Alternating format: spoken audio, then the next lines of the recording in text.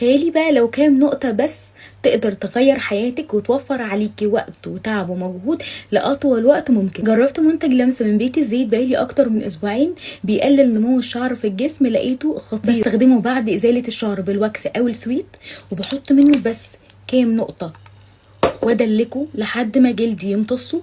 هو خفيف جدا وجلدي بيمتصه بكل سهوله، وبيدي ترطيب ونعومه في الجلد فظيعه، لان كل مكوناته زيوت طبيعيه جباره، زي زيت السعد اللي بيقلل نمو الشعر وبيخلي شعريه تطلع اضعف مع الوقت، وكمان زيت الترمس المر اللي بيأخر نمو الشعر وكمان بيرطب ويغذي البشره. وكمان المعروف عن زيت الترمس المر انه بيوحد ويفتح لون البشره مع الوقت. وكمان في زيت الميليسيا، وده بقى مهدئ قوي للجلد، بيقلل من الحكه والاحمرار بعد ازاله الشعر. والمميز فيه بقى انه مناسب لكل انواع البشره، وريحته حلوه قوي وقوامه خفيف، مش بيلزق خالص. لو عايزه نتيجه كويسه استخدميه كل يوم عشان تودعي ليزر وتعب كل يوم وتلاقي جلدك مترطب وناعم. جربي لمسه من بيت الزيت وحرفيا هتدعيلي.